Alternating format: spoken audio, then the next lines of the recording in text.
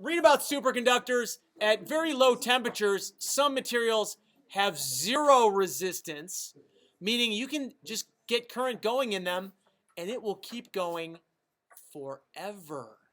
Pretty cool stuff. One of you guys, or maybe some of you working together in a team, will be developing the room temperature superconductor. Thank you. So we can have maglev trains that use hardly any energy. In fact, you start a maglev train going, and if it's in a chamber with that's got no air in it, it'll go forever and never stop. So that's pretty cool. Until you want it to stop, that is. All right.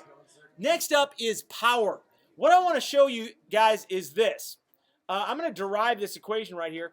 Power is the change in potential energy per unit time. Let's go back to the song of the voltage lecture. Volt you overcharge. So how can I get this? What is delta U? How can I solve for that? Yeah, so Q times delta V. This is going to be Q times delta V. That is delta U over T.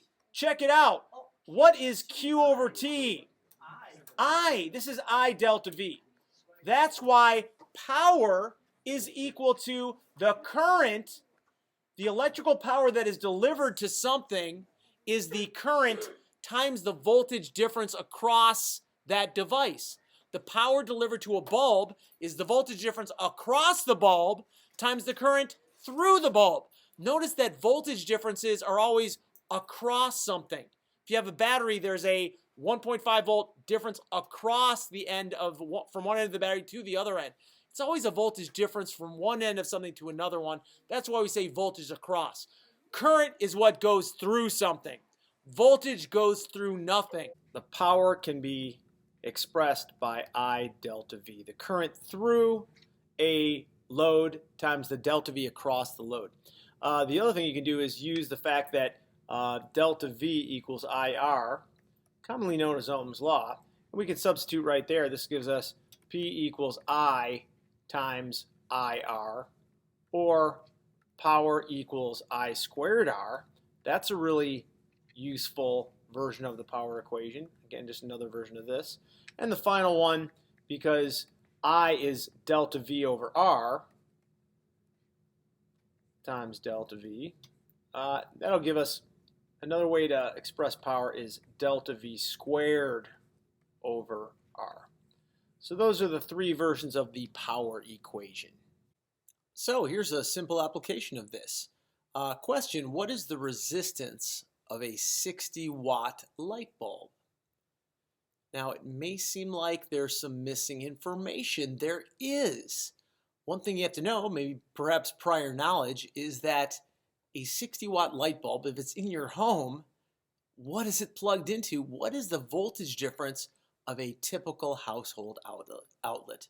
Well, you may already know that when you plug something into your home, into an outlet, that is 120 volts AC. That's 120 volts. So what we have is we got the power is 60 watts. We got the delta V is 120 volts. What is R? Let's figure this out. We're going to use the equation that we'll use is delta V squared over R. Solving for R, we get R equals delta V squared over P. That is 120 squared over 60.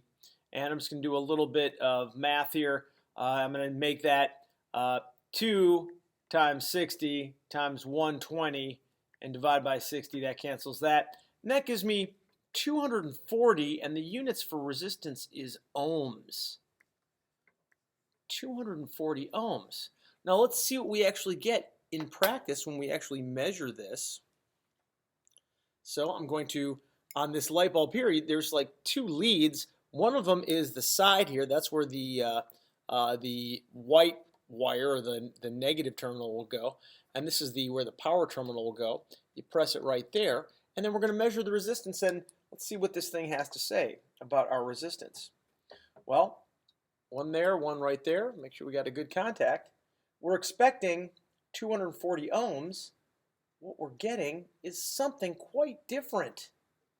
Check this out. 15.7 ohms or 16 ohms or so. What the heck is going on with that? Well, something we already discussed. This bulb is currently not in operation, and unfortunately or not, this is an incandescent bulb.